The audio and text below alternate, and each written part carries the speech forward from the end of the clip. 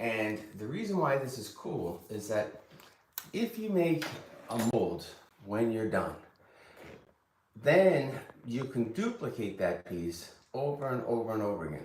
So think of it this way. Let's say you make something that everybody loves. You just can take orders. And as you take orders, you just inject that mold and you have another wax. So the first one that might take hours to make, this one hopefully is not going to take me that long. But the first one that might take hours to make, each additional one could take seconds, maybe a minute. Then you can cast them all together. The next level would be to send that mold to a company that's their job. They do manufacturing. So you say, I just want you to make 10 of them in silver and 10 of them in gold and this and that, and set the diamonds and polish them. And when I get them back, they're ready to go. They still have my signed signature on the back, but they were made at a manufacturer shop so that I can continue working and making even more things. So right now I've got multiple pieces out that are being cast for us. We also have, if you stand by and watch near the end of this video, you're gonna see that I have a lot of molds. Now, why do I have all these molds? I'm gonna send them out. Well, I don't send everything out. Let's say you came in tomorrow and said, you know, it's my anniversary. You know how many men come in and say, it's my anniversary in a few days and I'm late to the show. So I have finished pieces in my store, but if I don't have exactly what they want and I have the mold, I can make it up in a few days, cast it on my own and have it done within 2 or 3 days. So it's really a quick process once you have everything. But this mold process, you know, a lot of jewelers use CAD programs. And once they've developed a CAD program, that design, it's computerized design, and then the computer makes the wax, just like I'm gonna make the wax. The difference is that I'm making it by hand.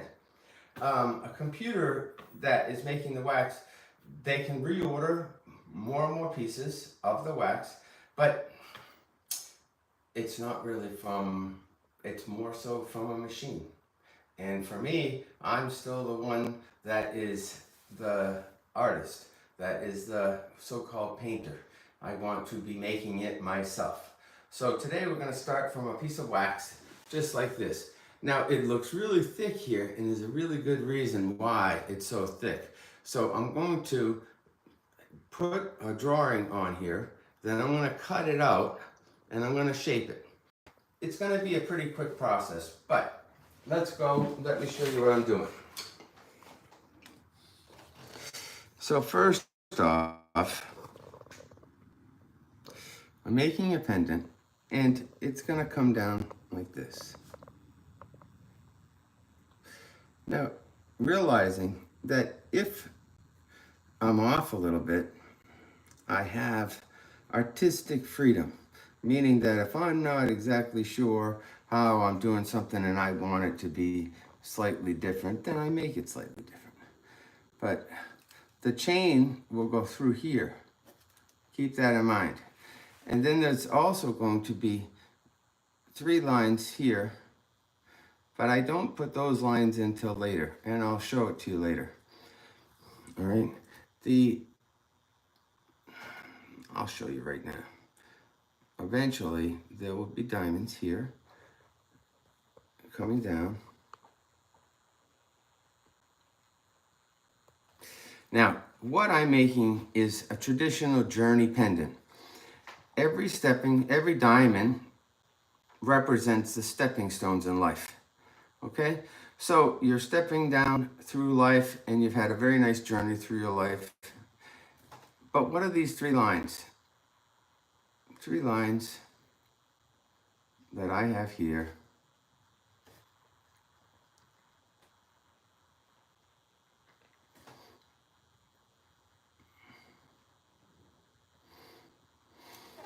Those are shooting stars. Why have I decided those were shooting stars? Because the journey through life is wonderful, but what comes next is the future. So these are the shooting stars of the future. And they line up just like this lines up. So let's start making it. First off,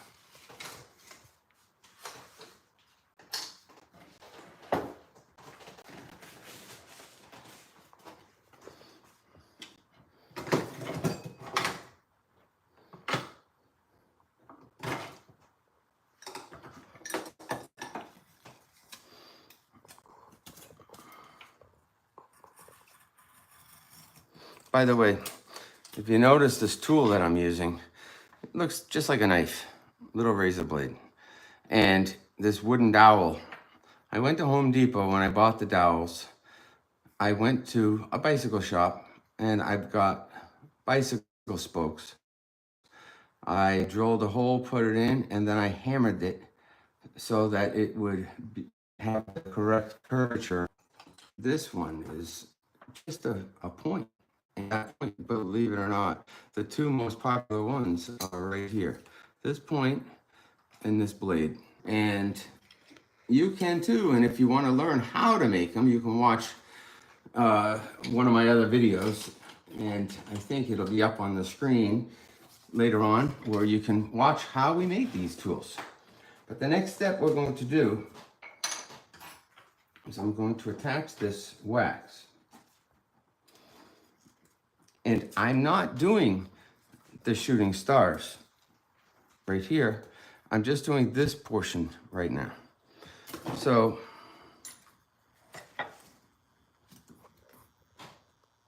what is that you're using? So this is the wax pen. Do you see how it's smoking? Mm-hmm.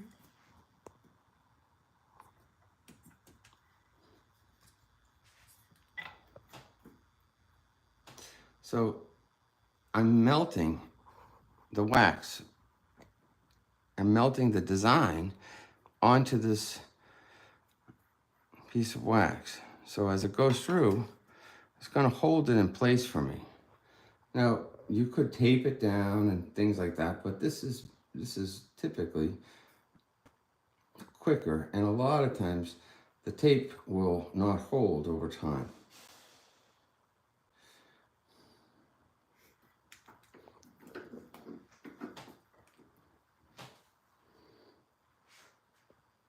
This is also very, very good for building up things. So if I cut something too skinny or too low or too high, I can add wax back to the piece using this wax mate. See what it says right here? Max Wax. You just press this button and it turns the heat on.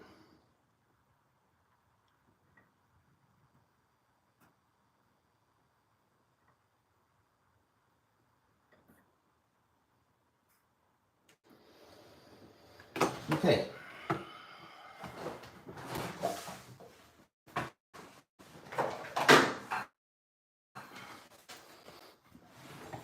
Next thing I'm going to do is I'm going to put a wax saw blade on my saw so I move a little faster.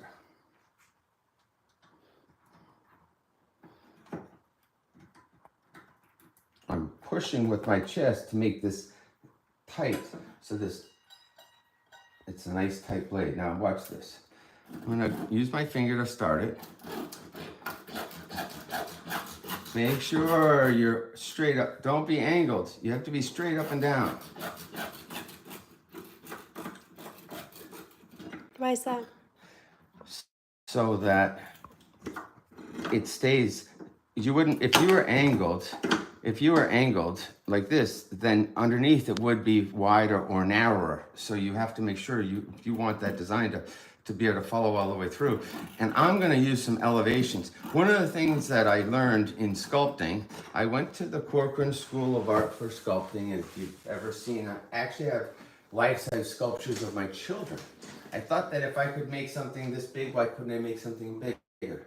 But one of the things that instructor taught me was about elevation and making things not just totally flat. And of course, like elevation on a face, right? Well, most jewelry, a lot of times you'll see jewelry and it's flat. So wait till you see what we do. All right, so now we're just gonna cut this out. And I wanna make sure I stay on the outside of the line because I can always trim it. And those shooting stars, as you can see, I'm cutting them right off.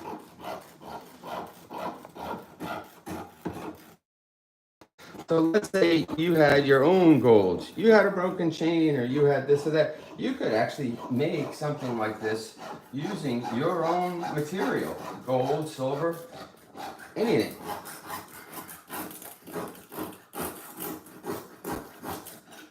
All right, one side's done.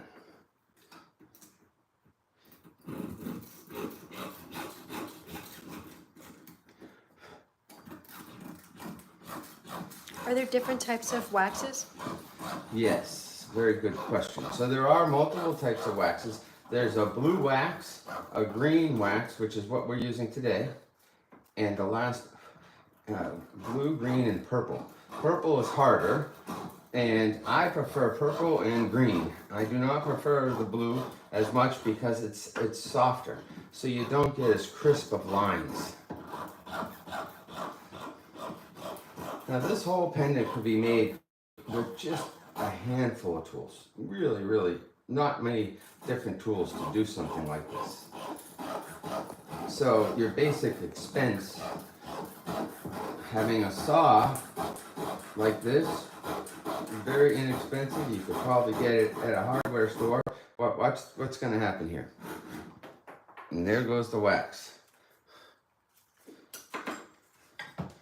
So there it is, cut out. And here it is. All right? So as you can see, it's cut up, right? So now from here, we're going to start some fun stuff. First off, this is called a flex shaft. It's very similar to a dental flex shaft where you fix the teeth.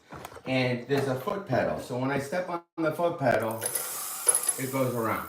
And you have hundreds and hundreds and hundreds of burrs that you can use, as you can see. These are because I'm a goldsmith also. So because I'm a goldsmith, I have some burrs that are for jewelry and some burrs that are for wax.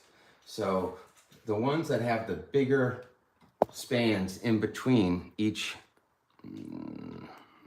cutting part, I don't even know the name for it, these are for wax. And the reason why is because if you use one of these small burrs, you end up getting all the wax gets clogged right into the piece. So check this out.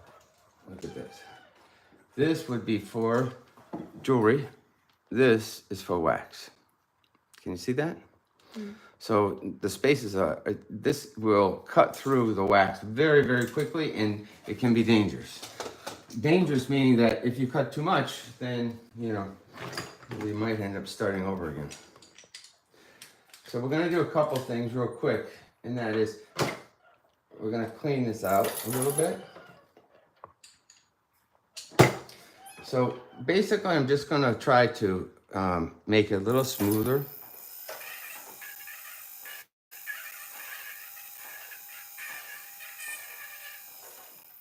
What's one key thing about using the flex shaft? Well, I guess one of my favorite things is speed. Everything in life is about time. It's the one thing that you can't get back. Once you learn how to use a flex shaft, you could be using little hand tools like the ones I showed you at the beginning. But if you're using something like this, you really, really just wait about 1 minute. This thing is gonna come to life so much you're not gonna believe it. All right, so there's my pendant, right? It actually is going to go this way. There's my pendant. So now the next thing is I have elevations. Now, why do I want to put elevations? All right, elevations in this pendant are very interesting because besides it being the journey through life, The elevations represent the ups and downs of marriage. All right. So we're going to go down and we're going to go up and we're going to have a little bit of curves in there. Remember, I talked about elevation earlier, and that was what I learned when I was sculpting.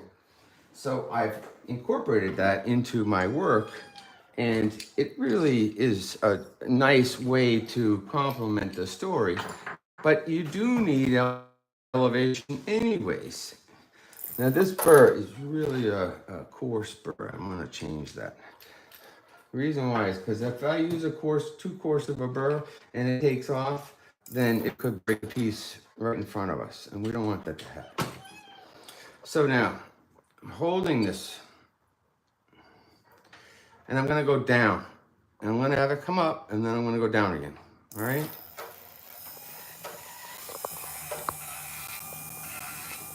Notice how I'm bringing it towards me.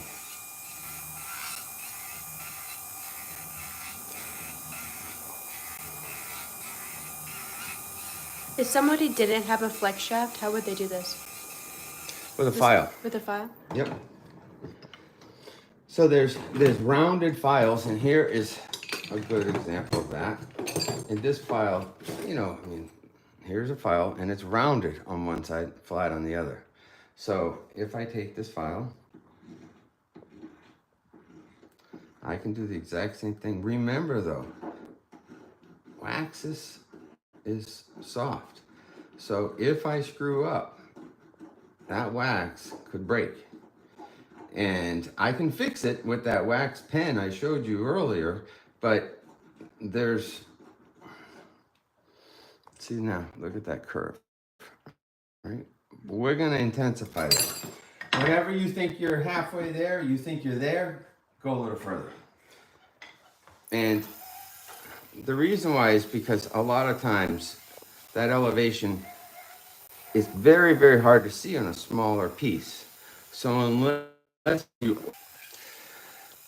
how is it that I can make millions of dollars from making a simple wax? Well, in this case, the wax has an idea. There's a story behind it. And the story, you know, stories help sell everything. And the funny thing is that this is a true story. Many times you can compare this to your life. And that is the ups and downs of marriage or the journey through life, right? So now remember, that's the down. And I said I was going to go down here as well. And what that's going to do is now you never want to really cut this way because it could catch on the wax and break it. So I'm bringing it this way.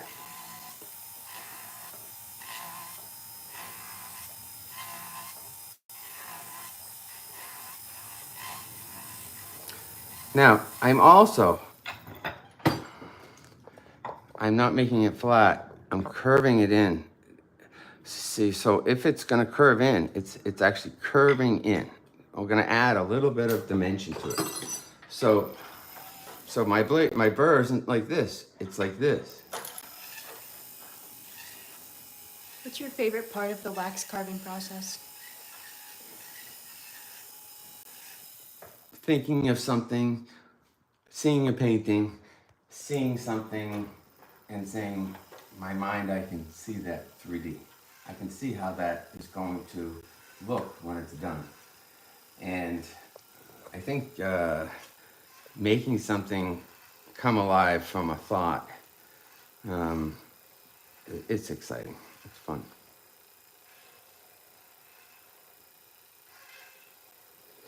Now, I probably will use, now look at that. Look at that. What a difference, huh? So now watch. We're gonna set this down, and it's touching here, it's touching here. Now I wanna remove some of this space right here because we don't want it to be so heavy, because if it weighs too much, it won't be comfortable and it could end up costing too much. So these are dividers, all right? Now dividers are great. You can adjust it to whatever you want. So now I'm thinking that the distance that I want this thickness to be is about 2 millimeters. So that's 1, that's 2.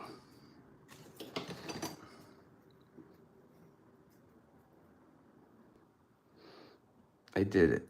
It's already 2. All right, so I'm gonna go just a tiny bit more.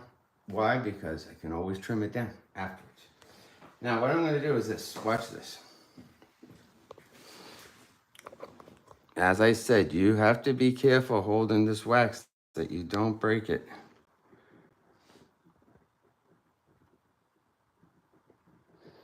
I'm carving a wax today that is much easier to carve.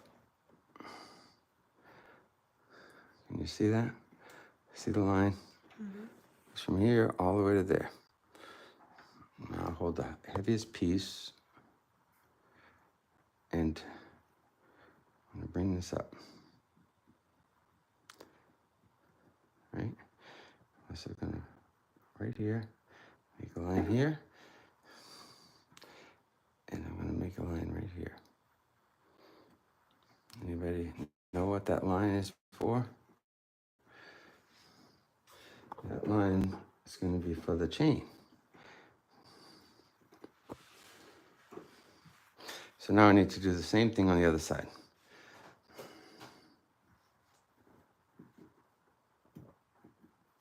You said that this was on the easier side of waxes.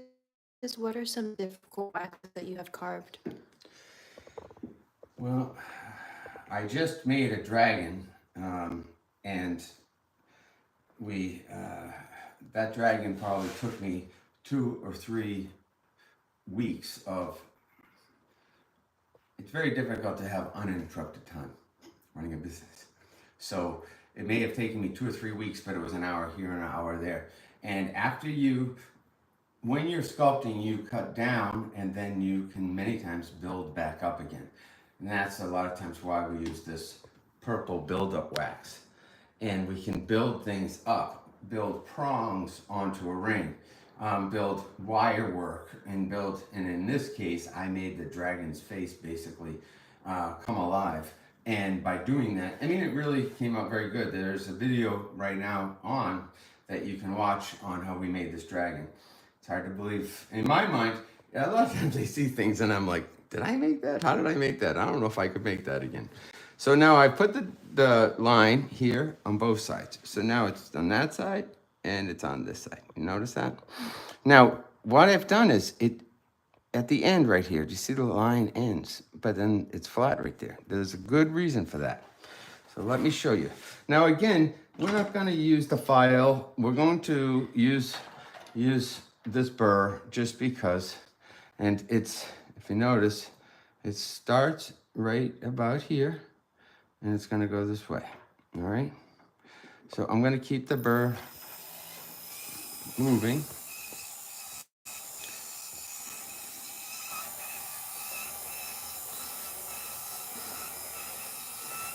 Now, this really will get weak, this wax.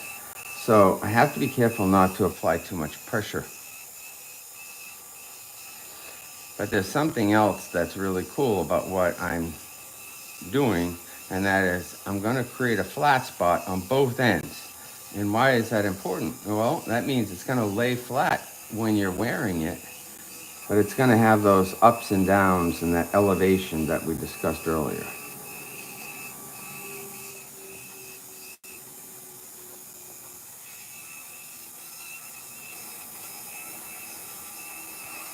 Would people be able to buy this pendant once it's done? Yes. Now, the nice thing is that let's say you said, well, I really would love to have that pendant. I can make it and there can be different things that those shooting stars can represent children, grandchildren. The stones that we set down here can be numbered, a certain number, 25 anniversary, things like that. So we can modify it to make it really, really special. But this pendant is actually in the store as we speak right now. I'm actually making it over again for a demonstration.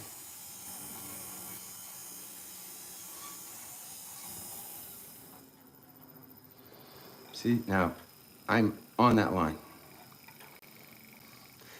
Why is it important to have that thickness? Because you don't want the diamonds to poke through. So I have to have enough thickness that when I set the diamonds in, the other problem with poking through is it could make it too thin.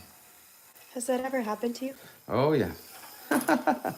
So one of the things that's that problem is when you're setting the diamonds, if you've made it too thin, if this part is too thin, then when it's in metal and you're pushing down the prongs to hold the diamonds in place, the pendant could collapse. So it has to be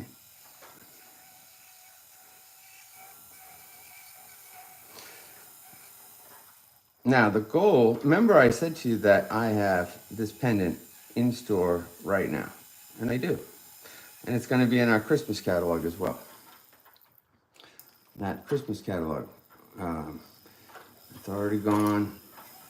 And as I said, so somebody could say, I love that with the shooting stars, but I want the shooting stars to represent my children. So that's why I said. So now look, it's still sitting perfectly flat. But look at, I've got those flat end here and the flat end down there. So it stays upright. Now those shooting stars will also hold on this side and they'll touch so that they will create this real nice balance. The next thing I'm gonna do, I'm kind of gonna go out of order, but I'm gonna do it anyway. I'm going to cut the hole for the chain to go through.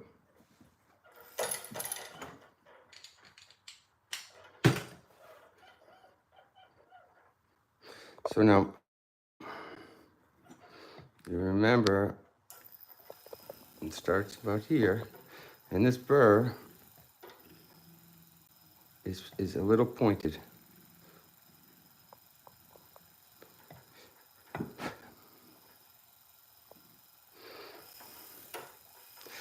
You don't need the hole big enough for the chain. You need the hole big enough for the jump ring on the end of the chain to be able to fit through. So it needs to be actually a little bit bigger.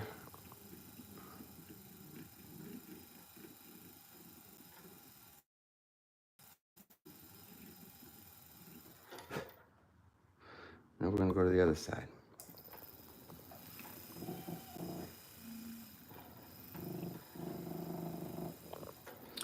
And I'm through.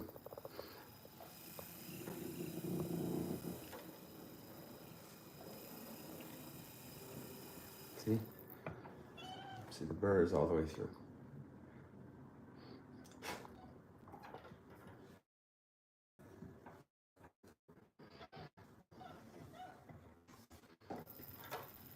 So if you notice, I'm resting the wax here, and I'm resting this part of the wax on my center finger.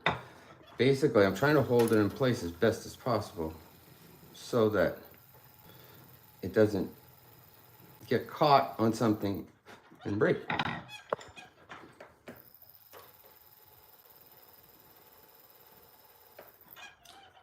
Now those little files that I showed you earlier and the tools that I made, I will show you again. And those tools will define this very, very nicely. I'll get everything centered properly so that it looks perfect.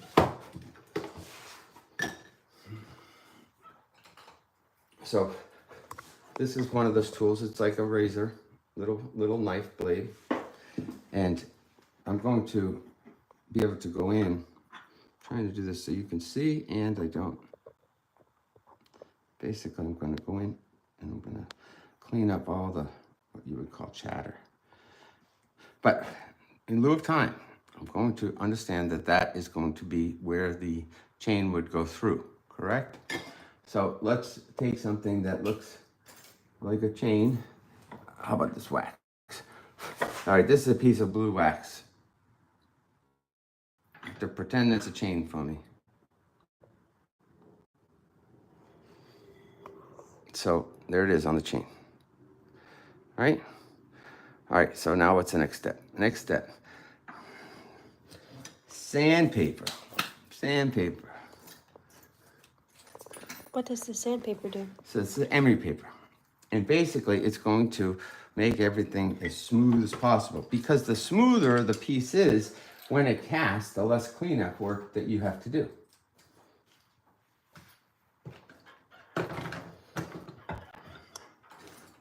And I just had the burr, and I just dropped it.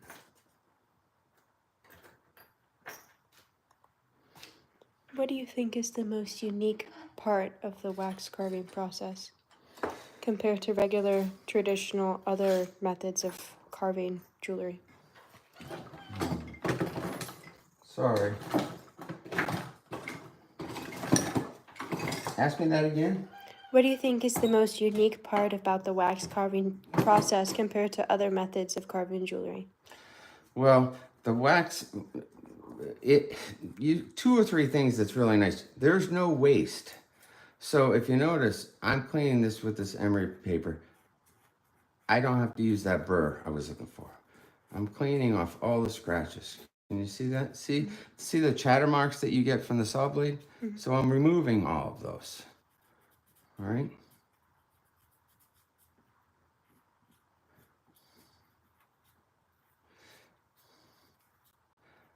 I think that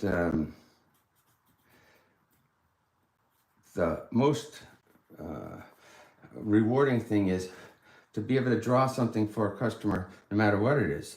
They can, that dragon pendant, that drawing came from her.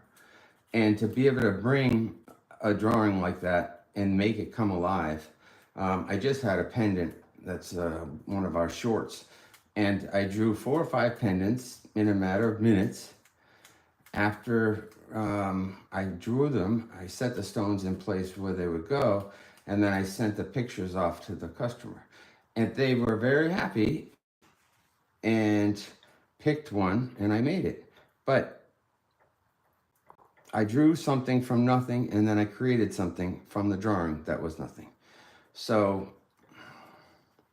you know, shortly you guys are going to get to see my COVID project. I had nothing to do for a little while, so I decided to do something in my yard, and I handmade something out of a stump in my yard. And it's different from jewelry, but I took sculpting, as I said. Never carved a stump before, but I thought, well, you know, what's the difference? The biggest thing is what my parents always said. You can do anything you want if you put your mind to it. And you just have to try and don't give up. This wax could break. And then what happens? You start over. Or you fix it and move on. If it broke, I can use that wax pen and I can fix it. But notice something. I am not going in one spot because I create a flat spot. So I'm moving it at a, so it's gliding across. So there's no flat spots. Now, when I'm all done here, this is a cool little, if you notice, you see how there's an indentation right there? Right there? Yes. So what I'm going to do is I'm going to fix that with this buildup wax. Melt a little bit of wax on here.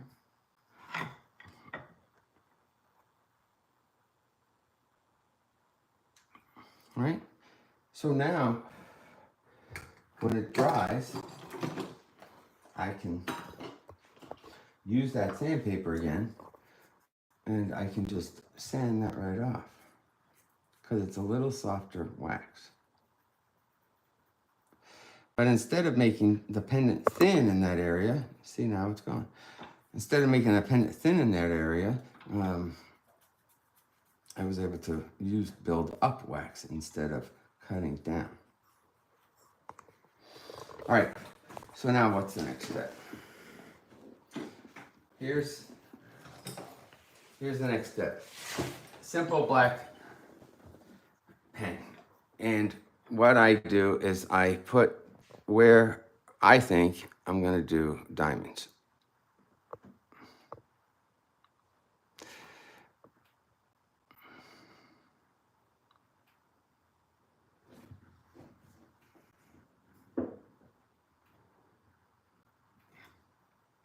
Is there a specific type of marker that they should use? Well, this is an indelible ink marker. In other words, it won't rub off, which with that sandpaper, I can just sand it off. But what I don't want to do is have it wipe off while I'm working on them. So now I'm not going to go all the way to the end because the diamonds will get too small and they don't look good. So we make it to a polished point. Okay. So the next step would be to drill a hole. Now remember, at the end of this, when I'm all done, I'm going to show you why this is a $1 million wax. And it's because of molds. And I'll show you. You'll be surprised. I need to find a drill bit.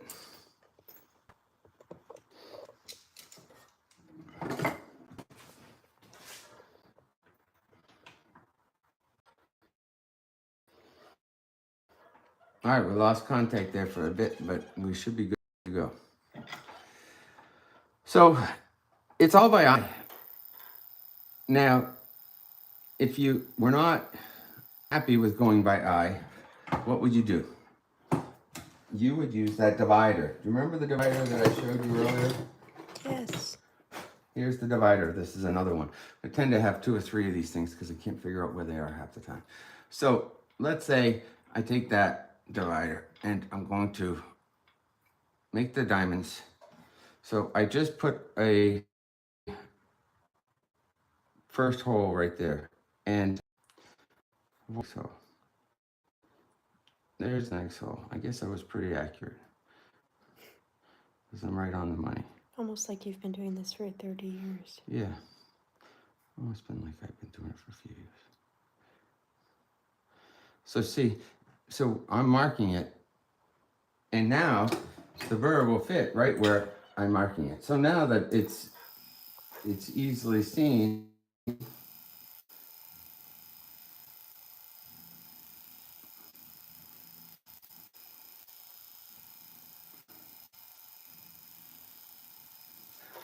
So now, can you see those holes? Mm-hmm.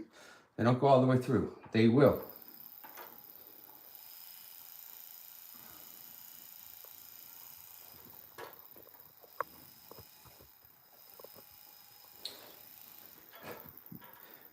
You want to make sure that they're centered. Centered. Why? Well, one, the row would not look straight, the diamonds, right? But you need enough metal on both sides. Once this is set in gold, cast in gold, are you going to be putting prongs in, or do the diamonds just go directly to the piece? So you create a bead. Let me use a graver here.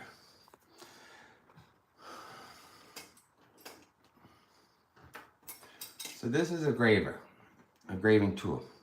And what you do is once the stone is in here, you push down on the metal prior to, let me show you. Let's say this is the pendant and I put a hole here and here and here and here. And then I'm going to set a diamond and the diamond will go here and here. See how they're almost touching? Mm-hmm.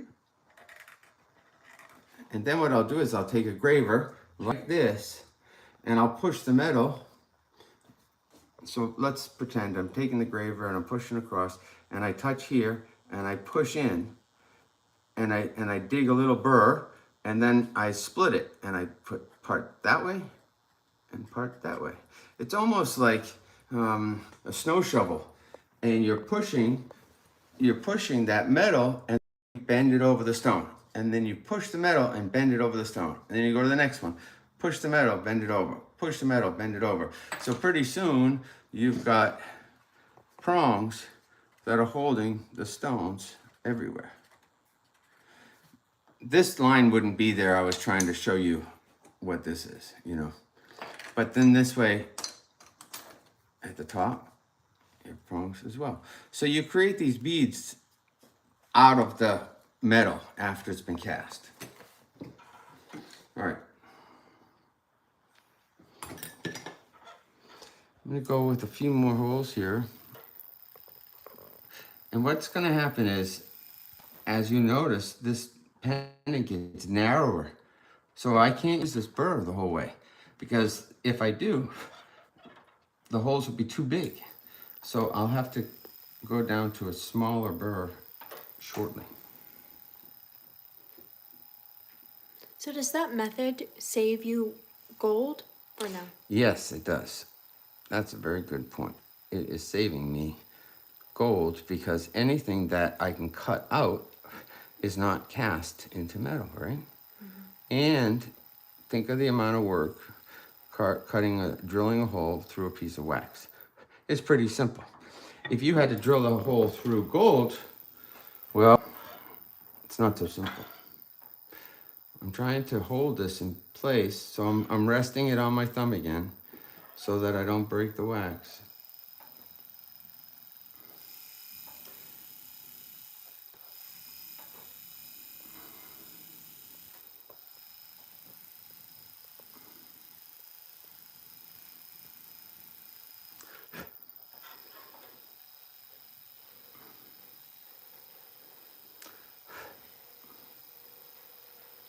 How would you attach those wires at the end as well? So after this is cast, we'll cast this piece into gold, for example. Then what I'll do is I will take and I'll create those 3 lines that I had mentioned earlier that come across. And when I create those 3 lines, they will be lines for gold wire. So we draw out wire and then we place them the way we want them to be and then solder them. Then I can make a mold with the wires on it as well. But for right now, I have a mold just like this. That way I can adjust those wires if people have, I have a mold of both. Some with and some without. And I'm going to go through this. Now, if I go through and I hit my finger, nothing happens. See? Nothing happened. It doesn't hurt my finger. But that's why I'm going so slow. See how you can see the hole right there? I'm going very slow and I'm not applying a lot of pressure. And this is all controlled with the foot pedal? It is. So I'm gonna rev up the pedal right now. And if I hit that wax with that, we have a problem.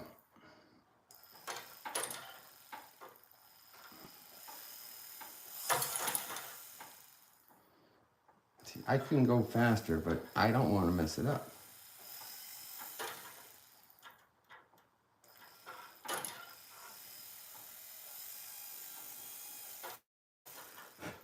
So you get the idea. The next thing to do would be to use that emery paper again and sand it down a little bit more. And I think I have to put the rest of these little holes in or I will be removing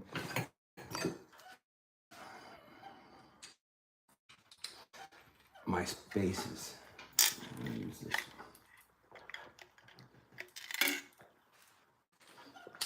What type of metals could you make jewelry out of if you were doing this at home? Well, believe it or not, when I was a kid, they taught jewelry making in high school. And we used brass and copper and bronze and silver. And silver is still relatively inexpensive. So you can use all of them. Which of those metals would you not recommend using? Well, one of the problems with silver is, I'm gonna get a ring. This is a fake ring. This is a wax ring that I made, right? So I'm working on this wax, but I put this one down for a while. So if this had a stone in it, maybe a stone. If there had a stone in it and you had to fix the prong right here, you have to heat the whole ring so that the solder would attach. By heating that whole ring, 90% chance you just destroyed that stone. So maybe you have to even take the stone out to do the work. Now with gold, you can cover the stone with my finger and I can laser on a prong, but I can also heat it just in a pinpoint spot. And when you heat it in a pinpoint spot, then you don't have to heat that whole ring. So you have a lot less chance of breaking the stone. So silver is not my favorite. All right. All of those things, the bronze and brass are all a lot harder to work with. With this wax, it's into gold.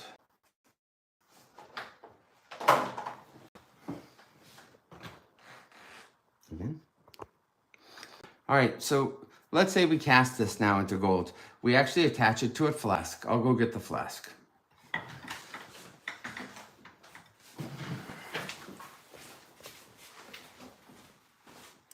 You can also use brass to make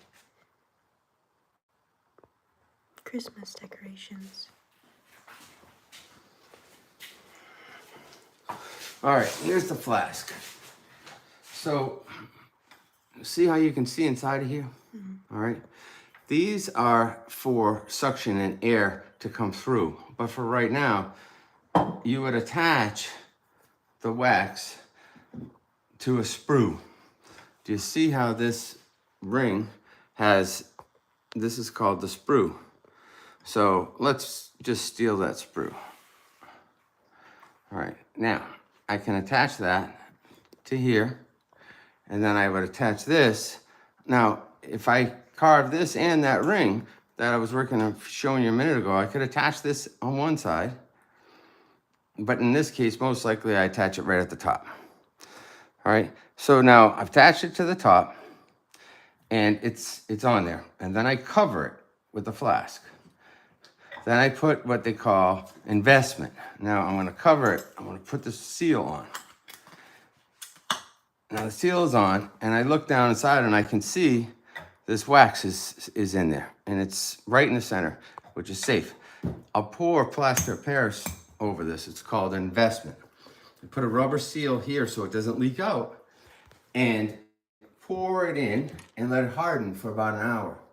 And after it hardens, that wax is trapped inside. So I take the rubber off and I twist it. And if you notice the way this is angled, that piece of wax that was here, it breaks off when I twist it, and all I can see in the middle is this piece of wax. I know that underneath that is this. So it's just like that inside. See that? So what happens is that now I take this flask, put it in an oven, and I heat it to 2,000 degrees over an 8-hour period. It goes up 200-300 degrees up till it gets to 2000. It levels off and holds off for me. And what's happened is once it gets to a certain temperature, the wax starts to drip out and evaporate. That's called the lost wax process. So now whatever has been, there's a cavity that has been created inside this flask. That cavity is this pendant, for example. So I take the flask out, it's red hot, I pour molten gold in, I take the flask and I submerge it into water, and this, voila, comes out in gold. Now I have a piece that has been made into gold or brass or silver or copper or whatever metal I want. I cannot cast tungsten. Tungsten is steel, and it's not something that most jewelers cast. It's used, you use a lathe, all right, and you don't cast it. That being said, on the metals that I did mention, now once I've got it, I can make a mold from it. But if I didn't care about this wax, I could make a mold from this directly. By doing that, I skipped the process of casting it, and I skipped the fact that it was an original piece. So once I make the mold, let's go in my shop. I'm going to show you something that I asked you to wait for to the end, and here you go. So what we're going to do is I'm going to show you the mold that I made from this. Let me grab something here. All right, so this is some of my molds to give you an idea. And here's some different ones that I injected this morning. So maybe they sold some of these pieces and then I injected it. So one of these pieces is my wave pendant. This is flashing. Take the flashing off. And there's the wave pendant. And it even has, so I just break off that extra. So now we're going to, let me show you something. I told you this was a sample, so I had already made this, and you can see the curve in the pendant here. So let's inject this. Actually, this one was injected, so watch. There it is. Now this end here is called flashing. I just break that off. That doesn't hurt the piece, correct? It does not hurt it at all. So now I'm going to inject another one right now.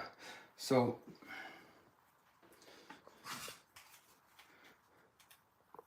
line it up.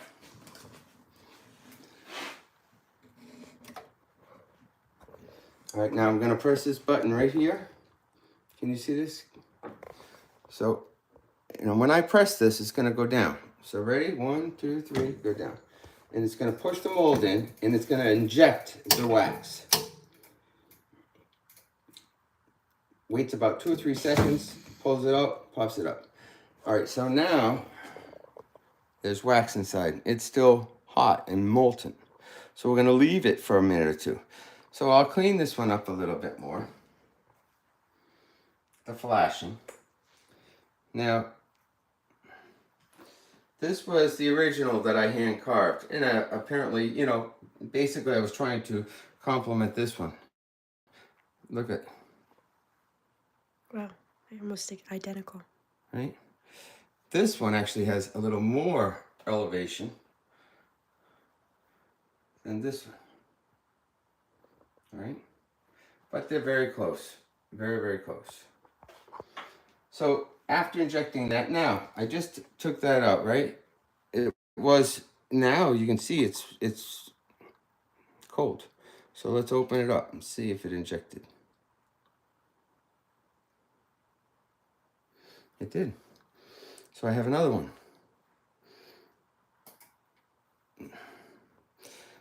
On the end, sometimes you'll get that flashing. The flashing is extremely thin, and it just peels right off. But you can use a knife and cut it off. It doesn't really matter. The little flashing at the top, that's the sprue. That's where the piece was cast, where the wax will be attached when I put it in that mold. So in a matter of 1 minute, I just made this. So if you notice on this one, it has 3 lines, and it's where the 3 wires will go. So now from taking the last hour or so to make this wax, I injected, look at this, keep looking, 3, right, 4, and if I wanted to, I could have injected another one and had 5 in a matter of seconds. So let's say I attached all of these to that flask and casted it. I could cast 5, or I could cast 50, or I could cast 1,000,000, hence $1 million. Because if I could take orders all across the country and people said, I want my own journey pendant, well, now I can't sit there and take 1,000,000 hours. I won't live that long. But if I could make 200 a day, call it, have it, look at. So any one of these molds, a lot of these are my designs, things that I've made. So I may have it in the store and somebody says, oh, well, I really like that. Can you do it for me in white gold? Can you do it for me in yellow gold? Can you do it in rose gold? Can you do it in silver? Sure I can. Can you do 20? Because, so I made this seahorse, the seahorse pendant. I hand carved the seahorse out of the green wax just like you saw. After it was done, I put a jump ring on the top. I decided that I wanted to make it two-sided. So I made it two-sided. At some point, you're going to see a video on my videos of this piece. But I showed this to a friend of mine who is a jeweler. He sells stones and distributes things. And he said, it's really nice, but it's just a seahorse. Why don't you add something to it? So I said, okay, well, why don't I add coral to it? So I added coral. And I don't know if it's going to, hopefully it's not going to break. It's not. So I added coral. So I handmade this coral.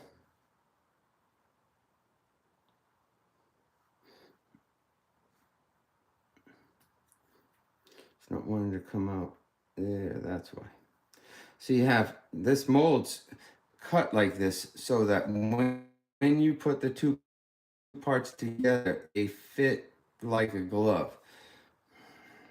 So there's less flashing, stuff like that. Now normally I would use a pick and get this out. But there you go. So now some people say, well, I want this like that. So then, of course, we'd cut the bottom off. And now it looks more like coral, and the seahorse is holding on to a piece of the coral. So you could either do something like that or do that. It's the same piece. Right, you could buy it, right? So typically I make this in silver. So what I did right now is I'm making this one in silver, but I wanted it to stand out a little. So I decided to make the seahorse in vermeil. Now vermeil is a yellow gold plating, and it is gold, yellow gold plating over the silver. So the seahorse will be in gold and the coral will be white in silver. They're gonna be for Christmas. So, all right. Well, that's the reason why molds to me are so valuable. Now, as I mentioned earlier, a CAD can also do the same thing, a CAD program, but that's all computerized. This is old school. It's done by hand. So I hope you learned a little bit, and I'm hoping to do a wax a week. One wax a week and show you some different things. So some of them might take me a little bit longer, so you have to bear with me. Other ones I'll get done in the same amount of time. Hope you have a good day. If you have any questions, please put in a comment. Anything else that you'd like to know about, I'll try to answer everything I can. And thanks for tuning in. Have a great day.